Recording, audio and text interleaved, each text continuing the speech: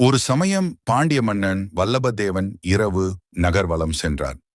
ஒரு வீட்டுத் திண்ணையில் முதியவர் ஒருவர் படுத்திருப்பதைக் கண்டார்.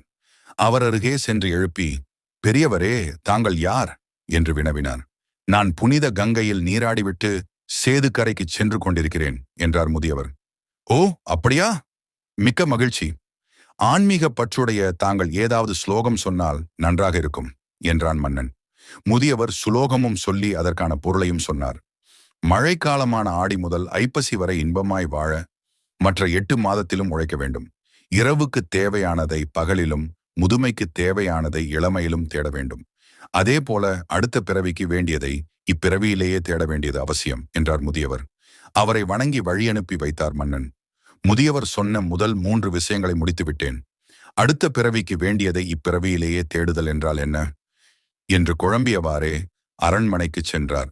மறுநாள் குலகுரு செல்வ நம்பியையும் பண்டித பெருமக்கள் பலரையும் அழைத்து இது குறித்து விசாரித்த போது யாரும் மன்னனின் சந்தேகத்தை போக்க இயலவில்லை.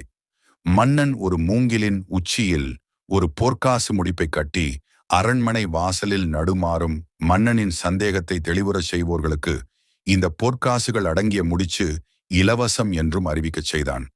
அன்றைய இரவில் ஸ்ரீ வில்லிபுத்தூர் பெரியாழ்வார் கனவில் பெருமாள் தோன்றி, பரம்பொருளை தொழுது அருளை பெறுதலே அடுத்த பிறவிக்கான தேவை என்று சொல்லி மன்னன் சந்தேகம் போக்கும்படி கூறி மறைந்தார். பெரியாழ்வாரும் அதன்படியே அரண்மனை அருகே வந்து வாசலில் மூங்கில் மரம் அருகே நின்றபடி வல்லபதேவனை அழைத்து, மன்னா, நாராயணனே பரம்பொருள், இப்பிறவியில் அவரை வணங்கி அருள் பெறுதலே அடுத்த பிறவிக்கான தேடலாகும் என்று சொல்லி முடிக்கும் தருவாயில் மூங்கில் மரம் வளைந்து தாழ்ந்து பொற்காசு முடிச்சை நீட்டியது. மன்னனும் ஆச்சரியமடைந்து பெரியாழ்வாரின் கருத்தை ஏற்றான்.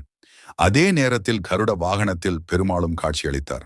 அப்போதுதான் ஆழ்வாரும் பல்லாண்டு பல்லாண்டு எனது தொடங்கும் பாசுரம் பாடினார். ஓம் நமோ நாராயணாய என்ற மந்திரம் சொல்லி வழிபட்டால் பல்லாண்டு நலமுடன் வாழலாம். கோவிந்தா, ஹரி கோவிந்தா.